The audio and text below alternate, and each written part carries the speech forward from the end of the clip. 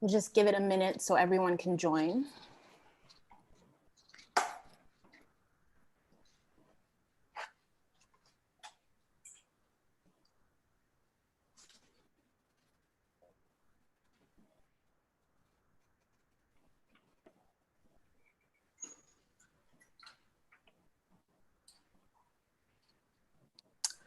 Okay.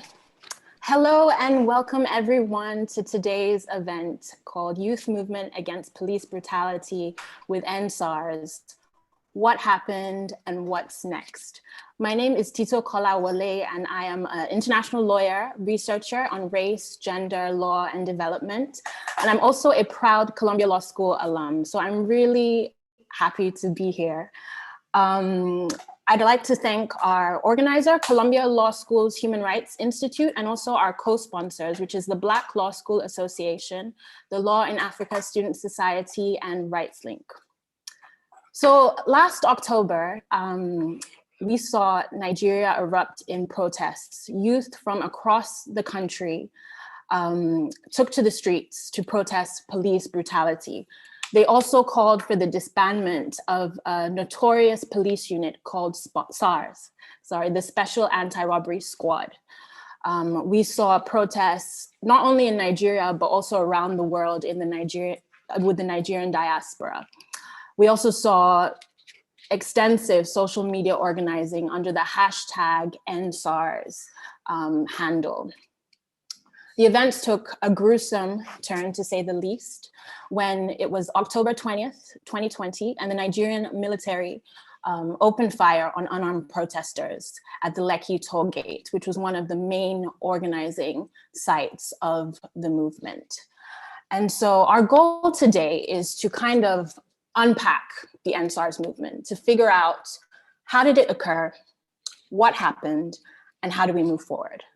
And so we are incredibly fortunate to have two guests with us who have a very firsthand knowledge of what went down, what took place, and expertise to really speak about it. And so we are joined by Anyetie Ewang. She is the Nigeria researcher in the Africa division of Human Rights Watch. Prior to that, she worked as a senior staff attorney at the Social and Economic Rights Center, SERAC, Nigeria. Anyetie also worked at the Initiative for Social Economic Rights, ISER, and she volunteers with, and she also worked at the Nigeria Federal Ministry of Justice and volunteers with local women's groups to promote economic empowerment for indigent women. And fun fact, she was also a visiting scholar at Columbia University, so we're so glad to welcome you back. Our second guest is Mo Odele. She's also a part of the Columbia family. She was the CLS alum as well. Mo is an impact finance attorney and founder of Scale My Hustle, a social enterprise and ed tech platform that helps small businesses build better structured businesses. She's currently a partner at Vazi Legal, a technology-focused law firm, and before that worked with the International Senior Lawyers Project, where she provided pro bono legal aid to communities impacted by large-scale development projects. She's the co-founder of the Legal Aid Network, a community of 800 plus lawyers, providing pro bono legal representation to Nigerians affected by police brutality, long trial wait times, and indiscriminate arrests. So thank you both for being here. We're so lucky to have you. And so I just wanted to explain the format of today's conversation for our audience. Basically, I will be asking our guests a series of questions, and then in the last 10 to 15 minutes, we will open it up for a Q&A for the audience. And so since we're in the Zoom universe, you can just put your questions down below in the Zoom Q&A function, and we will select a few questions from there. So let's get started. Let's just dive in.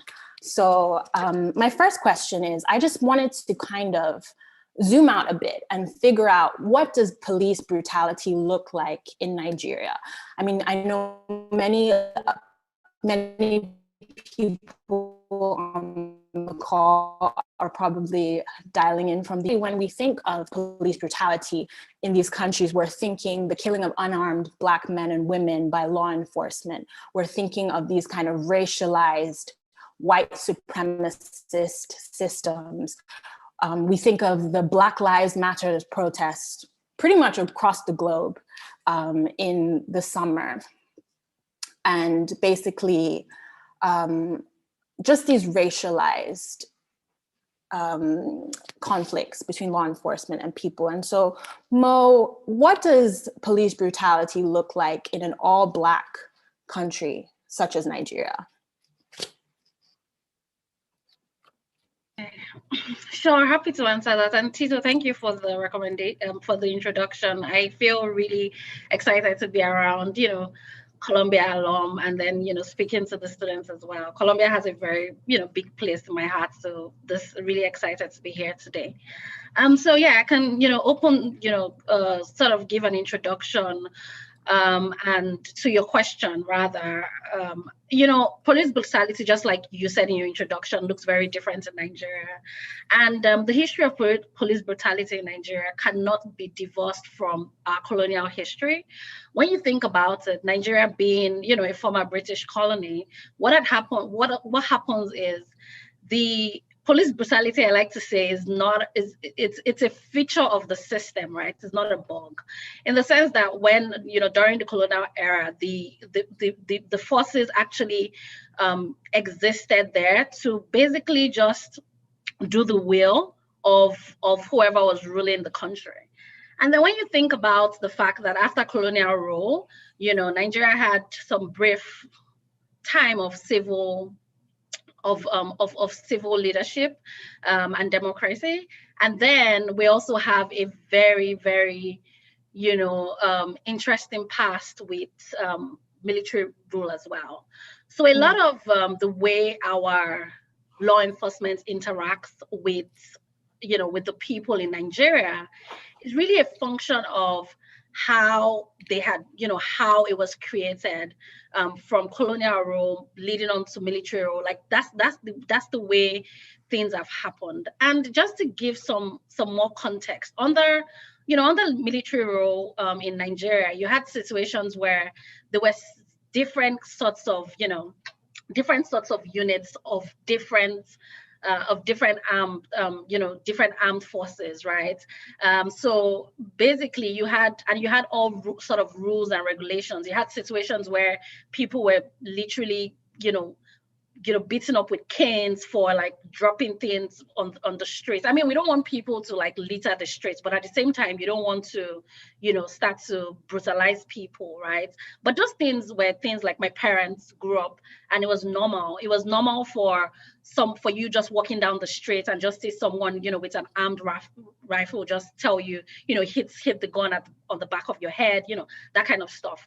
So I just wanted to make sure that we had that context, that in the fact, the context of how Nigeria has really evolved from being a former colony to a country that has had series of military governance, and then up until now.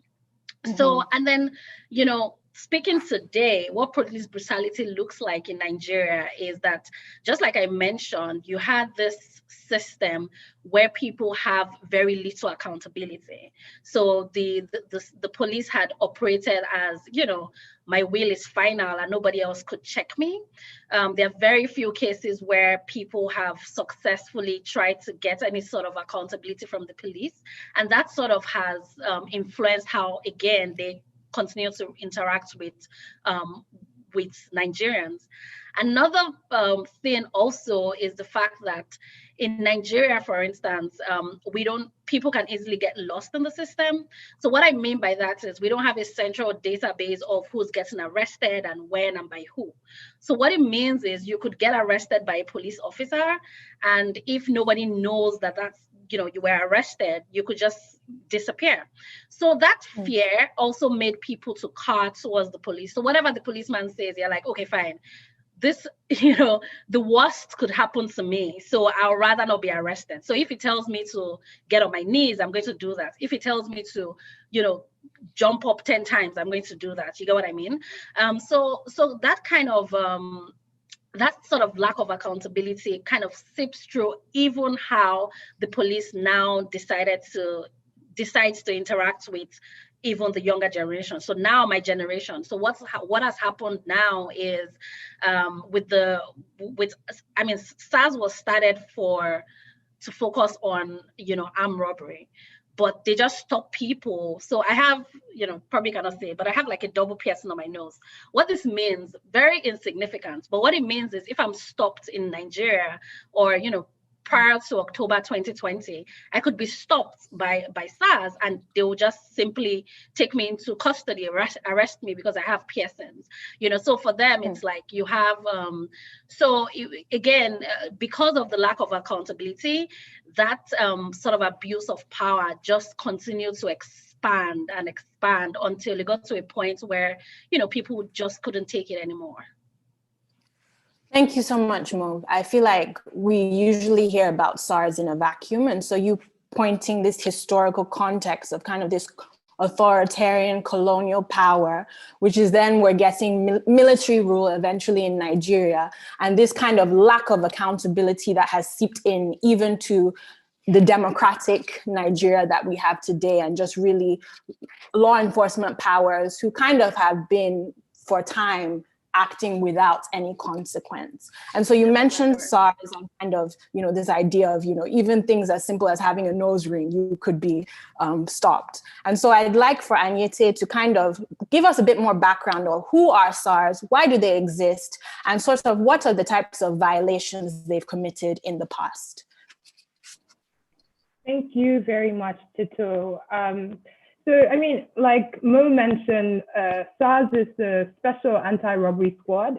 It was set up by the Nigerian Police Force in, I believe, 1992 to be sort of like a specialized unit to focus on armed robbery and serious crimes such as kidnapping. It's not far-fetched for the authorities to see the importance of this sort of unit if we see more cases start to arise and it really becomes a problem in society. So it would not be the first time, and it certainly was not the last, in which the Nigerian Police Force saw a need that needed a special focus, and they sought to fill that focus with SARS. So now SARS was supposed to operate in sort of like a covert way, carry out covert investigations and operations to bring criminals to book. They recorded a lot of success in their earlier years. They were not easily identifiable. They wouldn't wear uniforms like regular police officers. They were usually in plain clothes and sometimes would have a jacket, that says SARS on the back. But as the years went by, in as much as they were effective in combating some of these crimes that they were set up to deal with, the unit, had a lot of power, which is not unconnected from some of the problems most felt out with the general police force, the general Nigerian police force system. The unit started to be implicated in widespread human rights abuses, including extrajudicial killings, torture, arbitrary arrests, detentions, extortion. And for a system where accountability is already difficult, imagine having plainclothed people with guns, where it is not easy to identify them as police officers or identify them by name to even push for any sort of accountability. It almost became impossible. They sort of became a law unto themselves. And they were particularly notorious for profiling young people, people with tattoos, dreadlocks, or those with visible possessions such as phones and laptops, who they would just off the whim accuse of being criminals conducting, internet fraud or something of that sort. Most of their victims were young men between the ages of about 18 and 35. But women were also not left out. They've been implicated in sexual violence against women and girls across the country. And I think that abuses by SARS is something that almost every Nigerian has a story about. Or if they don't have stories, they have family members, loved ones, or friends, who have really horrendous stories about SARS. During the protest, I spoke to a young man who said he's had 5 run-ins with SARS in Lagos. And in 3 of those incidents, he was literally picked off the street, put in a vehicle, and driven to the other side of town. There was no accusation against him. No crime had been committed in the area for which he was a suspect, absolutely nothing. And then after they extorted money from him, They dropped him off in the middle of nowhere. So these are the sort of horrendous stories that people have. And for him, he was eventually set free. But many other people end up in the bottom of a river somewhere if they post any kind of resistance to these authorities. Yeah, I mean, and again, in terms of accountability, there's just been none. It's really difficult for citizens to have or to even see a process that gets them to that point where they see justice in the police system, not to talk of a unit that is, even more powerful than the regular police officers would be. Thank you, Anyete. So I'm kind of hearing prolonged years of this kind of force operating, maybe initially underground, but then sort of this pervasive terror that's been inflicted on Nigerian citizens. And you mentioned something that pretty much every Nigerian has a story about, SARS. And so I'm wondering kind of what made this movement happen now. If there was a joke that Trevor Noah brought up, that he said basically Nigerians only get together when it's the World Cup, and these are all jokes, but Nigeria is a very diverse nation. We're talking about the largest population in Africa. We're talking about over 250 ethnicities with different languages spoken. And so what really tied people together? Why now? If this has been going on, this is not new. Anyete, if you want to start, then we can go to Mo. Sure. So this is something that I've thought about because I really want to have, a clear answer that is inclusive of really all the factors. And I've come to conclude a couple of things. First, it was obviously the influence of social media, which young people have really found their voice on. Platforms such as Twitter, have not only allowed people to speak up, but it's also put a face to a lot of people who've paid the ultimate price. Like I said, many Nigerians have a story, and maybe we have numbers, but that's very different when you humanize the problem. So when you have photos of people who've been killed by SARS going viral on social media platforms, or you have footage of the actual incident that shows, the brutality of SARS, I think something changes in you as an individual. Something angers you and makes you really resolute in your quest for justice. So I think one was the really strong influence of social media in humanizing the problem and putting a face to it, putting a face to not only the victims, but their families and their loved ones. And still on the point of social media, I think we're at a stage where we've seen the progression of social media as a tool for organizing around social movements. So of course, social media gives unfettered access to information. It connects people with the authorities. You can reach your representatives with just a tweet. And it allows you to form strong debates and, opinions about issues that ultimately broaden the support for campaigns such as this, right? In the past, we've seen such campaigns, but I think we're at the point where we're understanding that social media on its own really doesn't solve all the problems. But social media, together with other actions, organizing and getting people on the streets, and really following the call to action beyond your screen is something that yields results. Like I said, it's not the first time we would see protests against SARS. In 2017, there were End SARS campaigns online. In 2018, in 2019 as well. But I think 2020 was really the time when people understood that it's a progression, right? Social media on its own is not a tool for organizing, but together with other popular action, it can actually yield results. And then I think that we also must remember that in September, right before the protest, there was a hike in electricity tariffs and fuel prices that led to protests by labor unions and civil society groups. The country was experiencing an economic downturn, in part due to COVID, like many other countries around the world. And that had led to a sharp rise in food prices. Basic commodities and staple foods such as rice had seen an increase as much as 15%. And there was no accompanying rise in income for many of the low-income people, or even just middle-income families that are struggling to get by. Many people really struggle to afford basic necessities.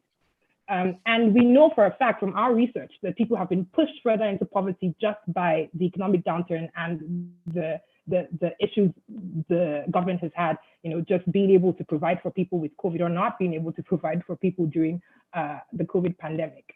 So the feeling was, if this government cannot be useful in anywhere else, can they not at least kill us?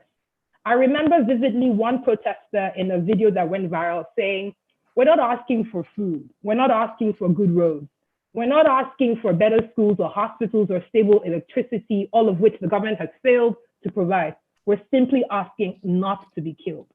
And that was the feeling for the most part.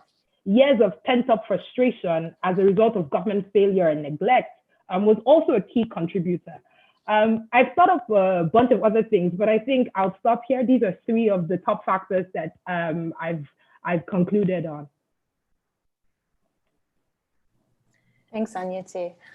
Mo, I know you do a lot with social media in a lot of your many ventures. And so I would love for you to kind of chime in on the power of social media and also kind of segueing into this notion of a decentralized movement and what that actually meant practically. I think a lot of people would love to know the definition of that. Okay, sure, I'm happy to talk about that. I also just wanted to add that, aside social media, the question of the fact that, everybody had a sad story, people were tired. And in every movement, there's always, things happening at the right time. And I think one of the core things that was happening for NSAS is the fact that a lot of people were at home, right? We can't, if we contextualize it, a lot of people were at home. We got 700 lawyers to volunteer for the Legal Aid Network in under 24 hours. And the only reason why lawyers could do that is because they were working from home. And the only reason why they were working from home is because of COVID. So basically, I think that the fact that people, this happened during the lockdown played a very central role. Another thing is the fact that the message was simple. NSAS, right? It was something that was repeatable, regardless of where you were, who you were in society, or who you were, you understood what it was. My security guard, would understand it. Someone who, the same person, everybody was saying NSAS, and it kind of like just, NSAS, what do you want? You want to NSAS. And then to answer your question of social media, so yes, I do spend quite a lot of time, too much time on social media. But one of the things I realized is that, and this was a conversation. We all do, don't worry. This was a conversation I'd had recently with people, is that there was a lot of energy on Nigerians. There's always a lot of energy on Nigerians' Twitter. But there was a lot of energy because right before the protest, Nigerians had just concluded something called Big Brother Nigeria. Now, that's a very culturally significant show in Nigeria, and I'll tell you why I bring it up here. At this point, it was a show that, every day on the trend list, on the Nigerian trend list, you will see something regarding Big Brother, Big Brother, Big Brother. People were emotionally invested in the show. I don't even watch it, but I kind of knew exactly what was going on just because of how invested people were. And then people formed communities, just watching the show. And then there's a lot of energy, feeling that, me and this person, we have a lot of similarities because we support one contestant or the other on the show. And then it was just right after the show, there was this pent up energy. And I feel like, one thing that I saw from where I was sitting was that people just needed somewhere else to channel that energy. So to be honest, a lot of, in as much as Nigerians are very active, a lot of young people are also very complacent, but we did not see that complacency when it comes to advocacy in this particular.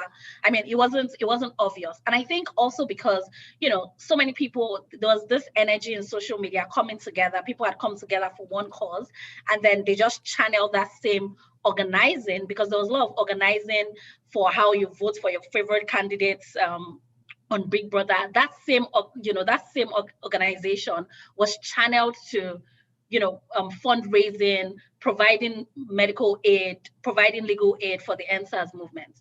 Now, to answer the segue question, into, wait, what was your question again? What was the segue question? I think you did answer in some ways, just talking about the decentralized nature of that's true. movements. So, I mean, people say that the movement was decentralized, which was great. And I think so as well. And I think that's obviously contributed to the success of the movement. And people say it was a leadership movement, but I like to push back on that a bit. I think it had leaders, but what was happening here is that it had many leaders. Everybody was a leader. So it was like, I could just sit down in my house and say, you know what? I'm going to provide food to the people who are protesting in Alausa. And I just decided to do it. I just put it on social media and I just did it. So the fact that leadership was accessible to anybody who wanted to come forward was also key and critical to how successful it was. For me and Tola, who were providing legal aid, it was literally just coming out to say, you know what, do you have any lawyer? Once people started getting arrested and people started tagging me, I'll just say, oh, is there anybody who's a lawyer in XYZ place close to this police station? Could you come on there? I didn't sit down to have a strategy meeting with anybody or anything like that. I just took ownership of that particular piece. And I think that movement being decentralized doesn't mean, it means that there's a central message. People understood the message, which was the first thing I said, end SARS. And then people were able to, there was space, right, for people to take ownership of different parts of it. So you had doctors come out, you had people in PR and publicity come out, you had people in the creative industry sort of do their own piece as well. So I think when we think about the decentralized movement, it doesn't necessarily mean that, there was no leader. It just means that there was space for people to come forward and just take up leadership positions, which I think was something that NSAS did pretty well. I think for me too, that was just astounding to see the way people just came together, whether legal, whether medical, whether food, just charging stations even, just building this ecosystem around the protest movement. That it's interesting because it was often infantilized as, the kind of infrastructure that the Nigerian government has not provided. So I think it was quite remarkable to see, as many of the things you've discussed and even took part in. So I do commend you for that. I want to quickly touch on kind of the unique demands of this movement, especially in contrast to other police brutality movements. For instance, protesters were asking for better salaries for police and living conditions. So I'd love, Anyete, for you to touch upon that briefly. And then we need to discuss the Lekki toll gate shooting that took place. So yeah. Sure. I mean, I think, like Mo said, the message was simple. It was end SARS. But knowing fully well that in the past, that message had gotten through to the authorities, but had not necessarily yielded the sort of result that was expected to drive deep-seated change. I think the protesters were smart enough to then say what it means for them. And at the time, it meant the immediate release of all those who'd been arrested. It meant justice for all of the deceased victims of police brutality and appropriate compensation for their families. It meant that the authorities would actually commit to accountability by setting up investigative panels to ensure that there's not only compensation for these families, but that these officers are fished out and they're prosecuted for all of the reported misconduct. And it was really, again, to end SARS. And like you said, increase the salaries of police officers and adequately compensate them for protecting lives and property across Nigeria. So I think the protesters were really in tune with the reality of the country, which is the fact that a lot of the abuses that we find police officers on the streets committing are systemic, yes, but they're also very emblematic of the sort of way in which the authorities care for the police force or don't care for them. You hear the most horrible stories when you go to the police station to report a case. They tell you they do not have petrol to run their vehicles to go to the scene of the crime, or to accompany you to make an arrest, or to investigate the case. If you want the police to be effective, you literally have to pay them to be effective. And so you find that when police officers are sent out into the streets without any sort of salaries. They haven't been paid salaries, or if they've been paid salaries, it's very little or nothing. Their living conditions are horrible. Their kids cannot afford to go to school. You find that they are, and they usually will use, their positions as a means to an end. And the end is making sure that they're not hungry, making sure that their children are not hungry. So I think that the protesters' demands were really unique because it was in tune with the reality of Nigeria. The reality in terms of accountability processes that never end up in anything. The reality in terms of the police system where people can get lost, and that's with regards to, the asking for protesters to be released.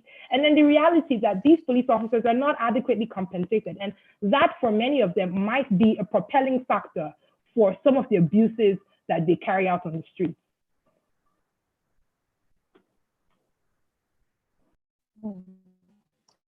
Thank you. So I want to segue, make sure we touch on Lekki Tollgate. What happened at the Lekki Tollgate? People don't always talk about sort of the beginning of the day. I was in Nigeria and saw, the curfew and everything, and sort of the mayhem when they kind of talk about the buildup to that, as you guys have done in Human Rights Watch, a lot about sort of the fatalities, what took place that might not have come from official sources. So Mo, if you could kind of start.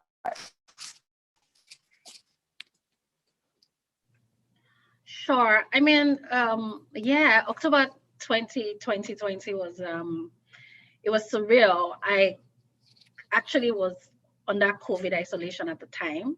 I was just at home when this happened, and I can't still shake it up, but shake it off. But let me say from my own perspective, right? So it was, during the day, the Lekki center of the protest, really, for those who don't have that context, there's a toll there, really connecting the mainland in Lagos to the island, and it's a very busy toll. So what that means, there was a huge protest group there, and then movements across the toll was seized for 2 weeks, thereabouts, something like that. So no cars were coming in or coming out. But the people who walked in, at the toll gates were there from reports every day. They still came to work. And then Lekki was kind of like, so Lekki is sort of like, I don't know, like the upper east side of Lagos. So it was kind of like you had this Upper East Side, definitely. Yeah, Upper East Side. So you had this up brown neighborhood, and then so there was a lot of stuff going on. There was music. People were just coming out.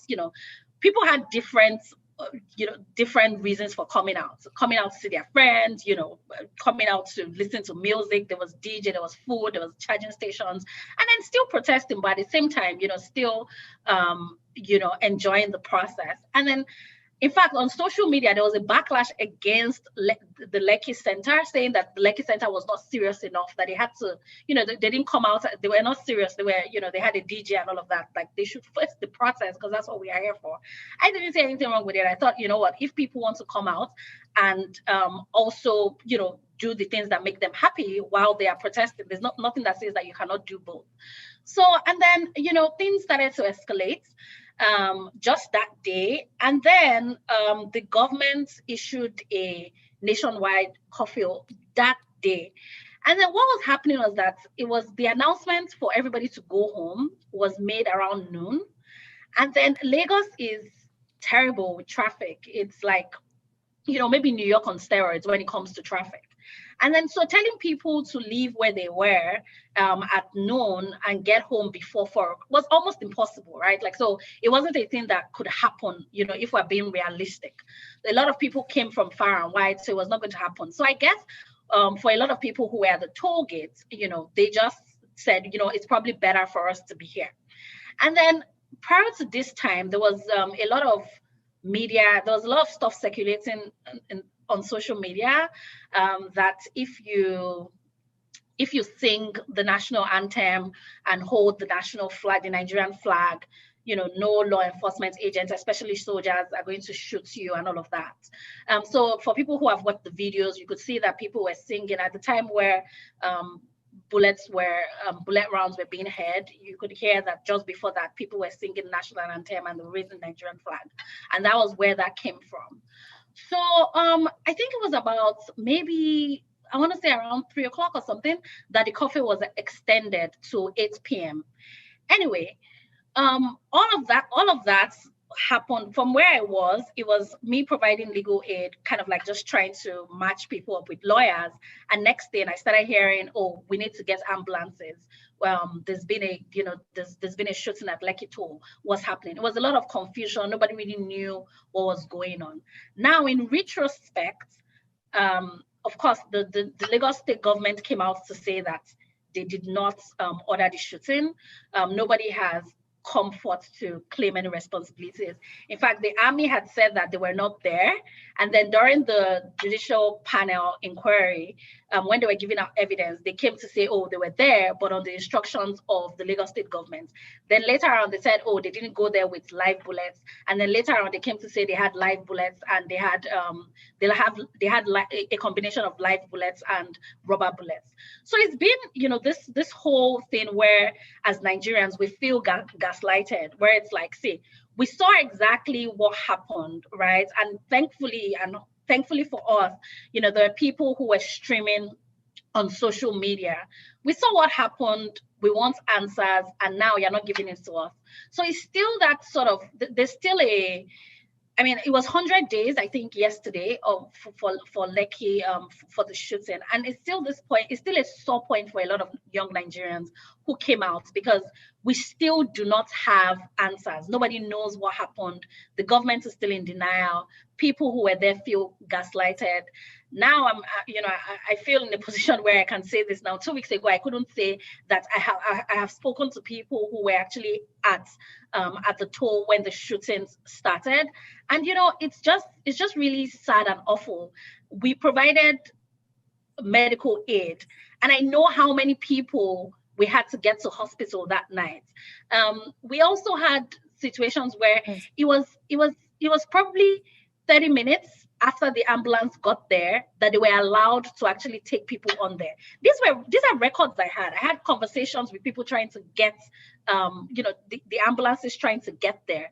So when you think about it, you begin to doubt your sanity. A part of me even started thinking back. I'm like, man, did this actually happen, or am I even imagining it? Because that's how much, the government has denied what happened. And it's really a shame. And I hope that, when you think about how, this kind of atrocities are committed, in the moment, the government never admits it, right? It'll be like a couple of years down the line, it becomes a page in the history book that this happened. And I just hope that, a lot of us still keep, like I said, it's a sore point, but a lot of us still are hopeful that, one day, sometime sooner than later, somebody will take accountability for what happened at the toll gate.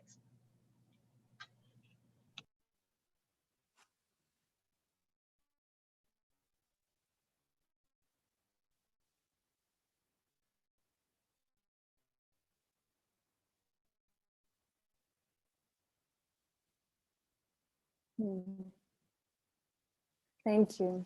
So we're running a bit low on time, but Anita, if you could just quickly add to that, and then we'll go into Q&A so that we can get some. I think Mo paints a vivid picture of what happened on October 20th. It was quite clear from a lot of the footage that went viral, and footage that was live streamed from the incident, that you had men dressed in military fatigue with standard rifles that are issued to the Nigerian military, shooting at people who pose no immediate risk to them.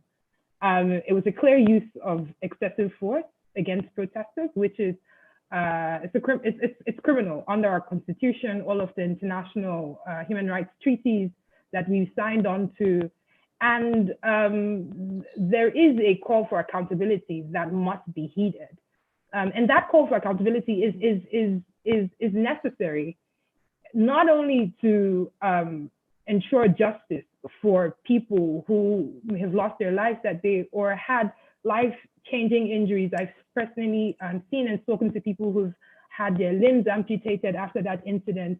But I think it is also sending a message to the Nigerian authorities that it is no longer business as usual. You have now a group or a generation of citizens who will go the extra mile to make sure that there is accountability, because it really determines how they participate in the political space, how they contribute to Nigeria's democracy, how they have hope for a future that's much better than the one that their parents had. And I think that realization that there must be answers for this incident, because it affects my future. It affects the way in which a police officer will think about, or a military officer will think about shooting another civilian that might be my child, is essentially what we're discussing when we're discussing accountability. So it goes way beyond the gruesome incident that happened that day, but into the extent to which Nigeria can or will consolidate democracy, fundamental rights, and freedom.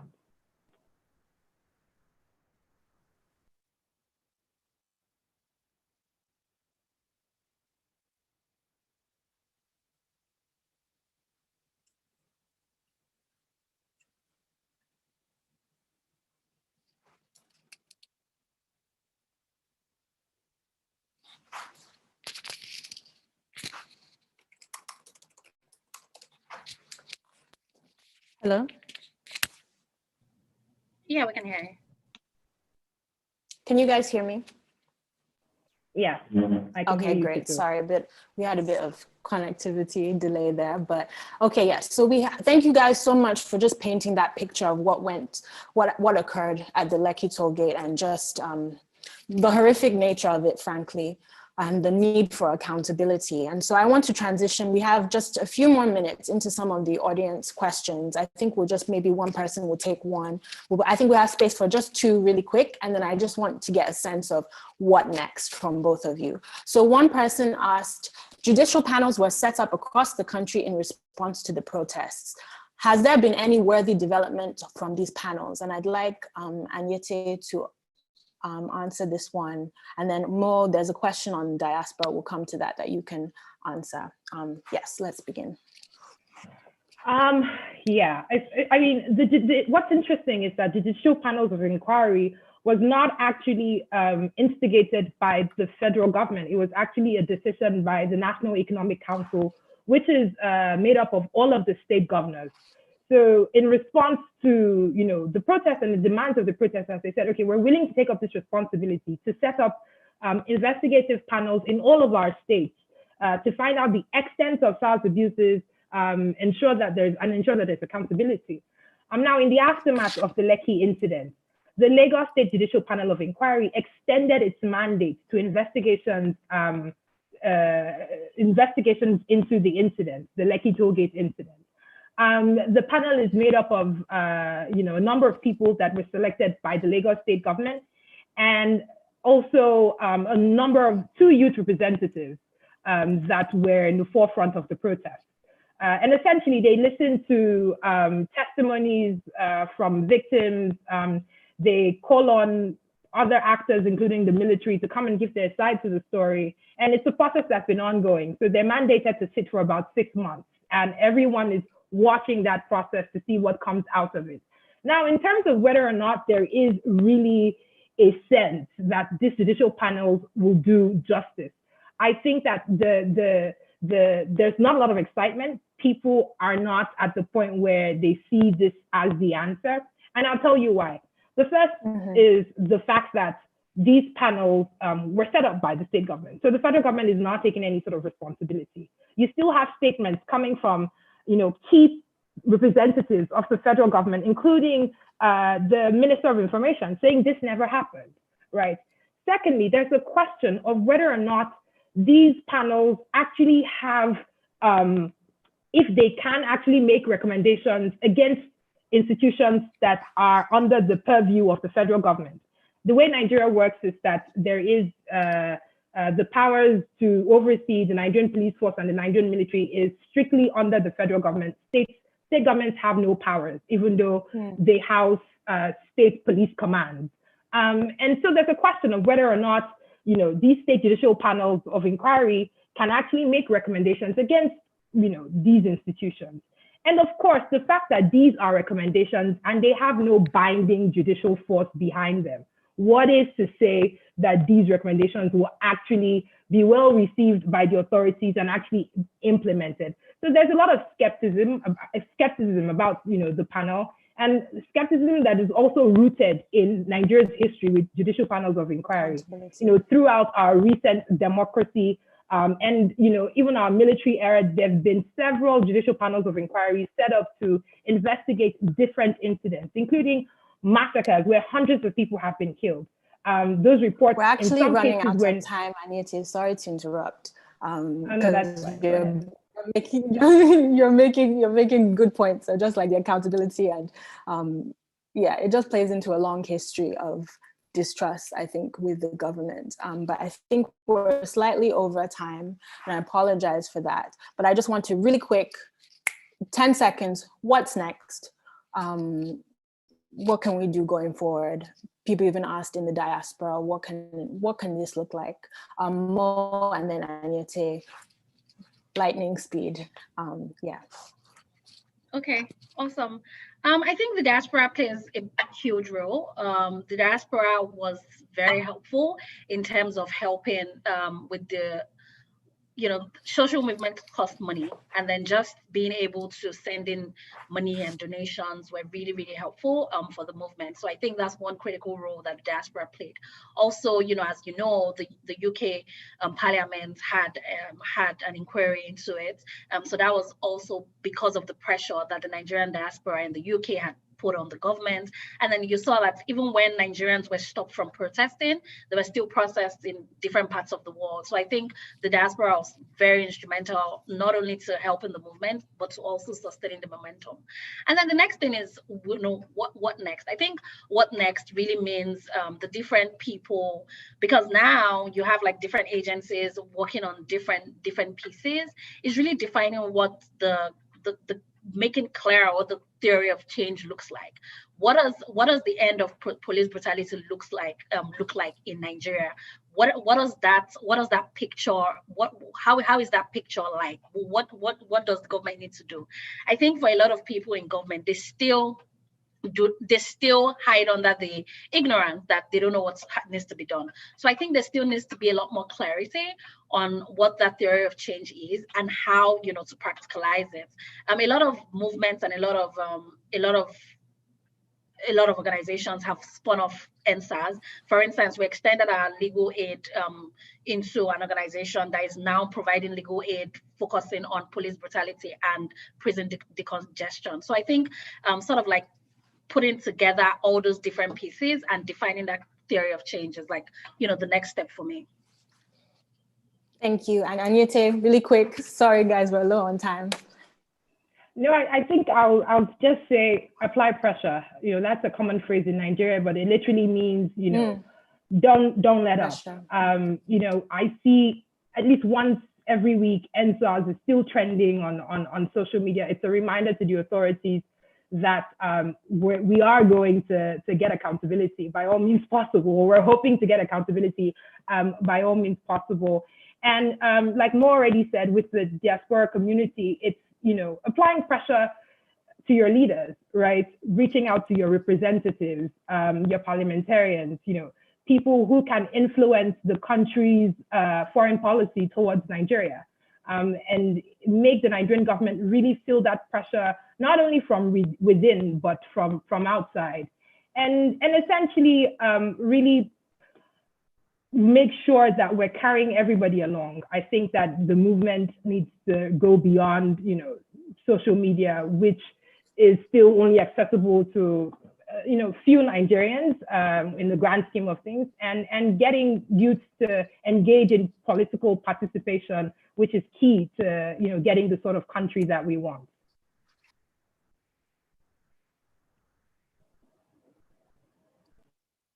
Thank you both for this amazing conversation.